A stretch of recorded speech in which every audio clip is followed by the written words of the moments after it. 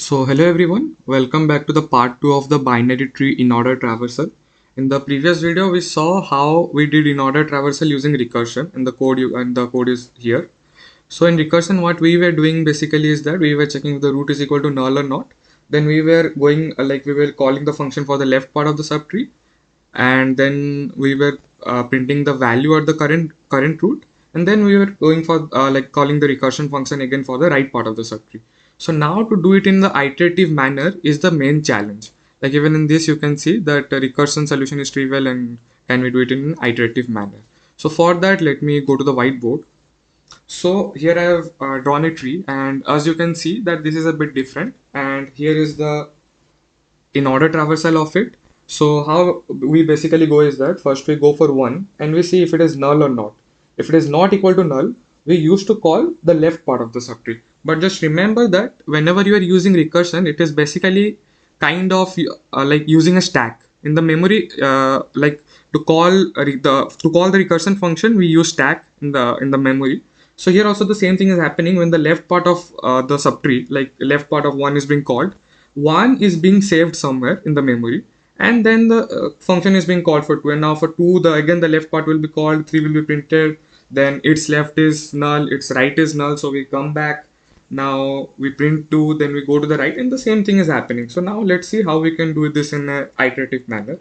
So for that what we'll be using is, we will be using a stack. So let me just define a stack. In stack, the first one which comes, it will be popped at the last. So let's see how we'll be going on. So first we have a stack here, stack in here, and we have a root. So let me call it temp. So what we do is that we see if temporary is equal to null or not, the temp pointer, the root pointer.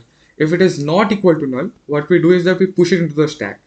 So in this case, we'll be pushing 1 into the stack, and we'll be updating the temp to the left of the current. Like currently whatever we pushed, we will update the temp to be equal to the left of the temp.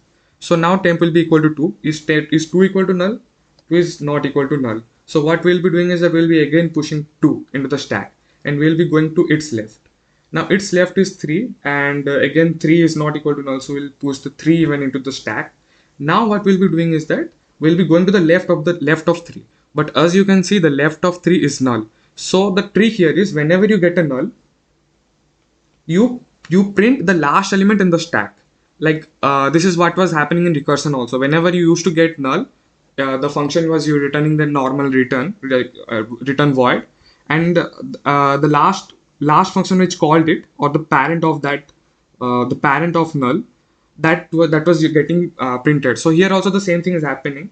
So because the left of 3 was null, we'll be popping it and we'll be printing it as 3. Now the value of temp is equal to, it was null, so we popped it. Now we'll update it to the right of 3, but the right of 3 is also equal to null, so temp will again remain as null. But as I said, whenever you see a null, you pop it.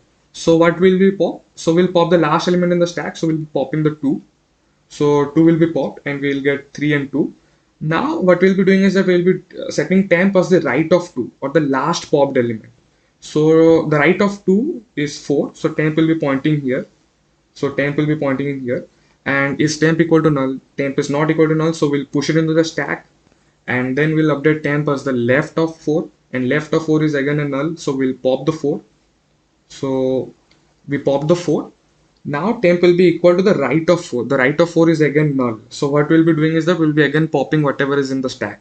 So we'll be popping the 1 in here. So we'll get the 1 in here, and temp now will be equal to the right of the last popped element. And the right of the last popped element, that was 1, and the right of it is 5.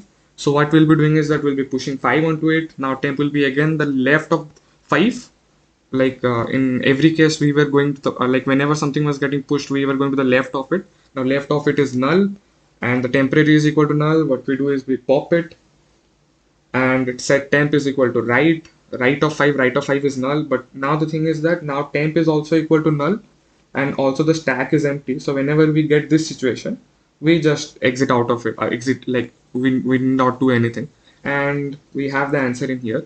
So the approach which I said right now, let's use that same approach, and let's see if we can code it.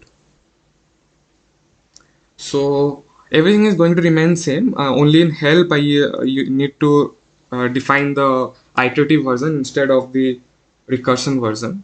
So let's see. So what we'll be requiring is a temporary variable that's not to lose the root. So we define temp is equal to root. I'll also require a stack, as I said. So I'll be defining stack of tree node, like stack of nodes, st.